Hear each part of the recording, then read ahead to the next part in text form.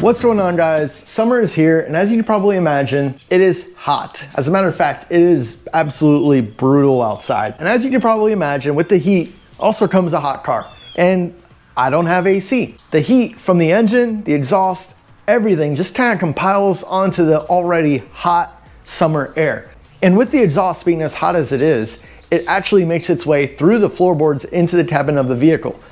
You could call this radiant heat, and it is nasty. It's pretty bad in this car, especially once you get on the highway and you're going up for about 10-15 miles.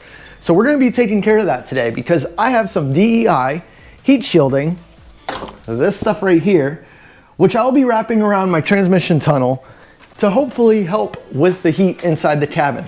Along with that, as many of you know, I installed an electric power steering pump in the back bumper of this vehicle probably about 6 months ago or so. I never got to truly test it because, well, there was not really any weight in the front of the vehicle because the engine was out of it. It's never truly worked 100%. So we'll be taking care of that. I'll be fixing the power steering 100% today, you guys. I promise the power steering will be working in the car by the end of the video. And not only that, but I also have one more goodie for this video because something I've been meaning to take care of for a long time, and that is my battery relocation, which is in the back of the vehicle.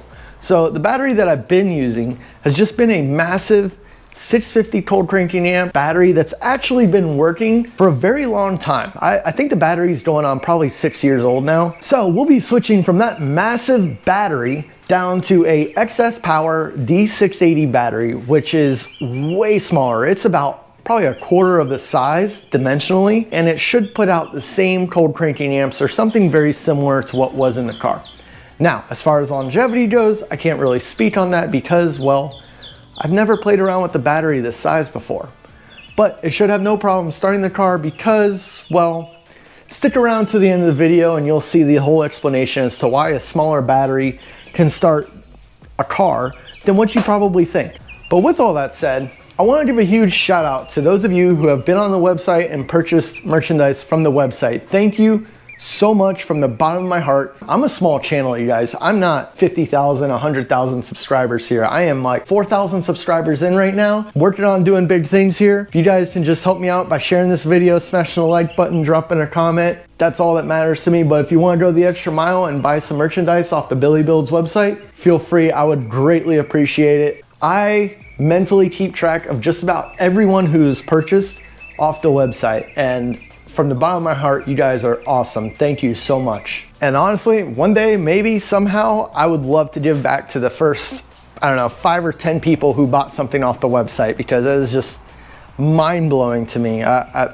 Thank you again, all of you. Let's get into today's video and get started on this thing because we got a lot of work ahead of us. Sorry guys, I almost forgot to mention, I'm installing my glove box first. Before I go anywhere, before we do anything, I am reinstalling my glove box right now.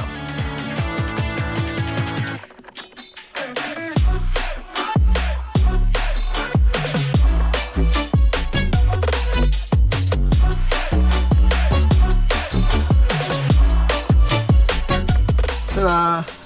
Well, it works. Good as new.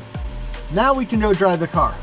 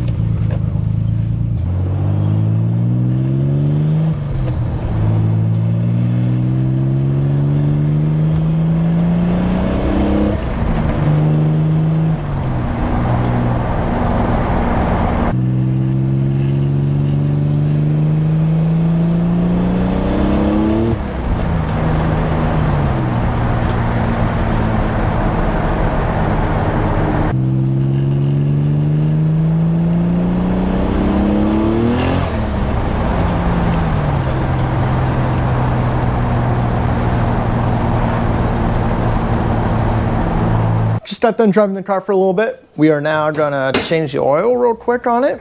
I say real quick. Nothing ever seems to be real quick. It's getting a little noisy, but anyways, that's probably a good sign because that means I'm not opening the hood as much, right? The engine bay, I will say, is actually staying cooler. It's much nicer. Like I just got done driving the car. I can put my hand on it. It's not like cooking in temperature. It's hot, don't get me wrong. It's just not like boiling hot. And honestly, that intake manifold, the great thing about it being kind of a sheet metal style intake manifold is that it dissipates heat way better than the factory cast aluminum intake manifold does. So another plus to this intake manifold that most people just don't really think about. Like, yeah, there's airflow characteristics and all that stuff that everyone really wants to see, but there's so much more to intake manifold design than just airflow characteristics. Now, that's not what this video is about. I'm going to digress right there because that's a whole other topic for possibly a whole other different video. I might talk to you guys about that here in a bit. So let me get back to this.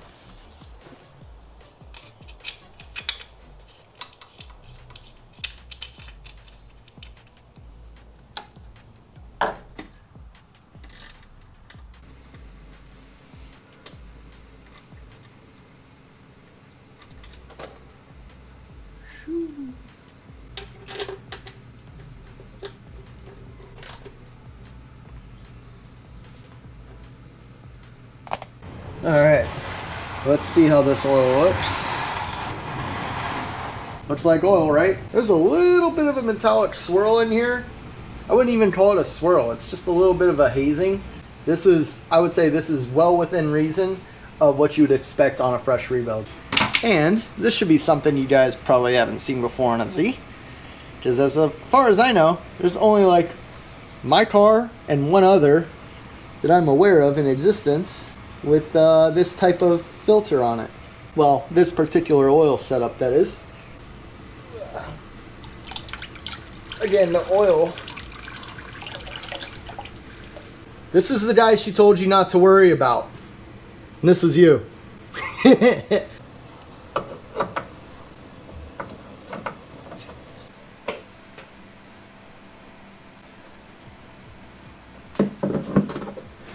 Okay, so as mentioned earlier, this is what we got to go around the trans tunnel on the inside of the car. So hopefully this will help with keeping the temperature down. We've got about, I believe this is 24 inches by 48 inches. Wasn't the cheapest stuff. I didn't want to buy the cheap stuff because I want this to actually work. Looks like I just cut it to fit and stick it up in there.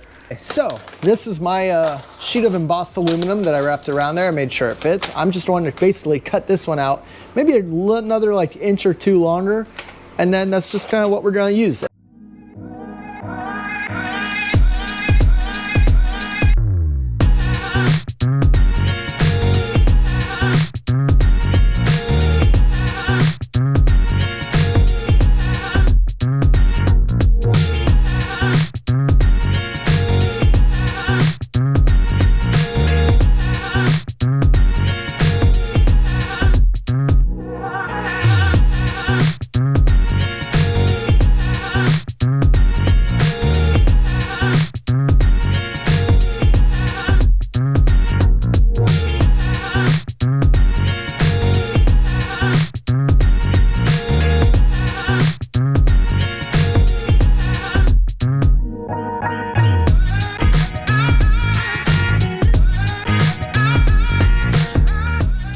So I got it all stuck up in there. It wasn't the easiest thing, but it's wrapped around the sides, all up the top to this side. It's in there pretty good, you guys. It's not going anywhere. The heat shield is installed in the car. I got that all done. I'll drive the car here in a minute. Well, probably another day because I have other things I gotta get to right now. And number one thing is the power steering.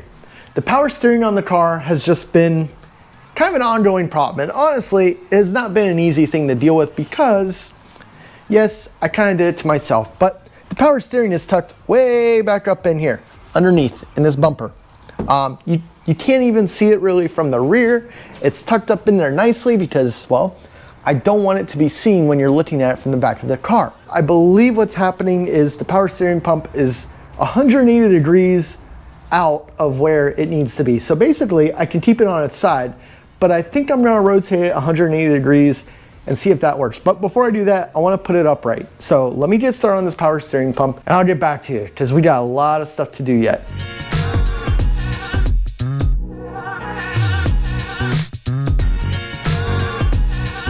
So this is my power steering pump that I've kind of dropped down. I'm testing it to see whether or not the fluid will actually get pumped into the front of the car. Now, I will say that when it was up here before, the fluid kind of stayed where it was. It didn't really change pitch or tone on the pump or anything like that. Let me go ahead and turn it on real quick and you'll see what happens. And there it turns on. And the fluid's all the way down at the bottom. First off, I'm gonna top this thing up, like brim it. Then I'm gonna turn the car back on and test the power steering and see if it actually makes the front wheels easier to turn. Hopefully it just needs to be repositioned and I'm able to do that back here without making too much of a change to the positioning of the power steering pump.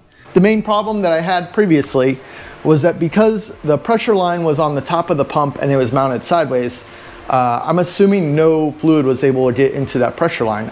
Either it has to be facing upright. I'm still gonna try to test it where you flip it sideways and see what happens. Let me turn this on and show you how easy it is to turn the wheel, because right now, as you can see, I'm putting a lot of effort into this. It's not really the easiest thing, but if I turn it on, give it about 5 seconds, pump turns on. Now, it's still a little notchy because it's still filling out the air bubbles, but this is way easier than what it was previously. So that tells me that the power steering setup is actually working. I just needed a little bit more fluid and I need to reposition the electric power steering pump in the back. So I'm going to remount it, probably the opposite direction, 180 of how I had it before. So instead of the pressure line being on the top of the pump, the pressure line is now going to be on the bottom of the pump going forward, if it fits.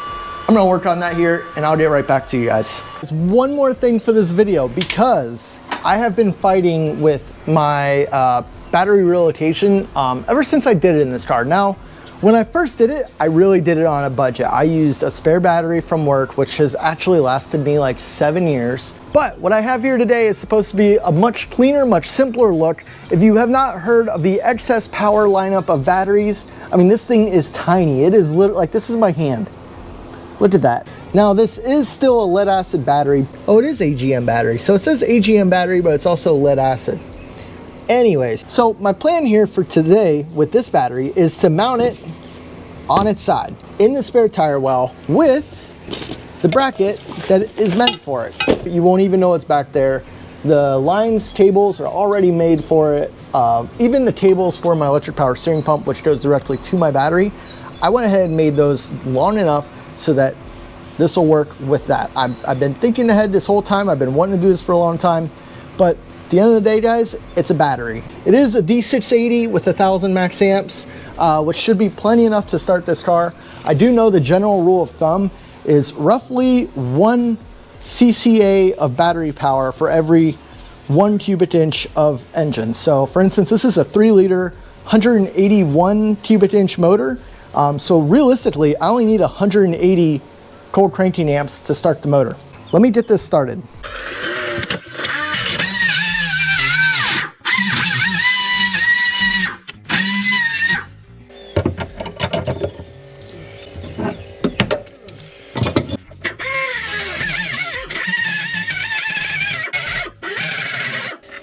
Whew.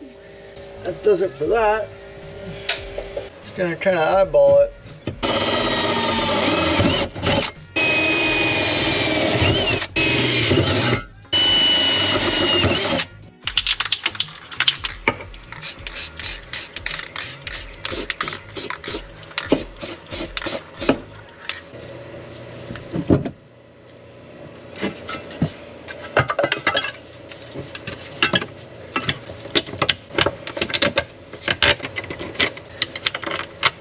Okay guys, I've got the battery box bolted in. The battery itself is actually bolted in here. It is tight, it is not going anywhere. Anyways, moving on. These are the battery terminals which I like to use the most. Copper is obviously one of the best conductors you can get for electricity, and it has really good anti-corrosive properties with it.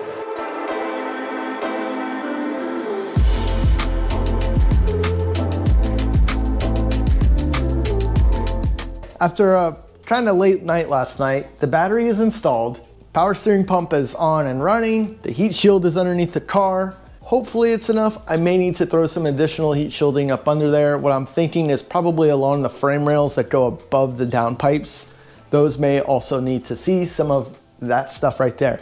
But for now, I want to start the car and see how well this battery cranks this thing up.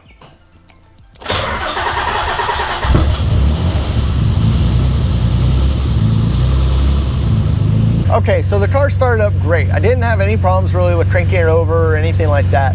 Power steering pump is on. We are sitting at an idle, and honestly, I can turn the wheel with one hand.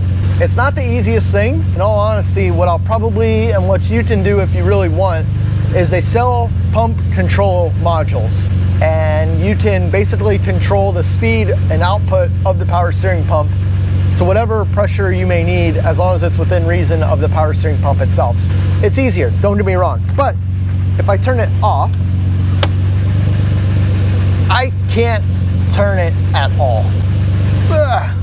Yeah, it's not a good time. Now, what I'd like to do also is check the voltage drop with the pump on and with the pump off. Okay guys, there you have it. The car started with this tiny little XS D680 powered battery. I'll probably put some straps to strap the wire up against the frame or something here. But for right now, it's just kind of gonna be what it is, because I really want to do some more testing and just see how this all works out. Also, it might be difficult for you guys to see, but the factory power steering reservoir is right here. It's in there nicely. It's not going anywhere. I have a hose running through the bottom straight down to the power steering pump beneath the car. What's cool about this spot is you can actually get to it from here. However, I can't unscrew the top, but I have a 3D printer, so maybe one day I'll 3D print something back here that'll allow me to run a drain straight into the reservoir and put a little cap with a lid on it. But let's go drive the car after I get this interior put back in it.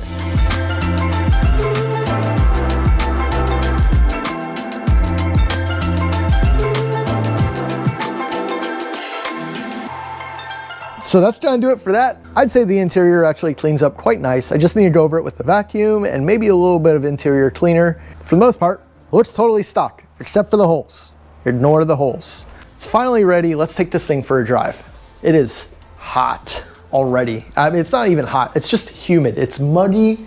It's sticky. I'm sweating for like literally no reason at all. I'm standing here and I'm just sweating.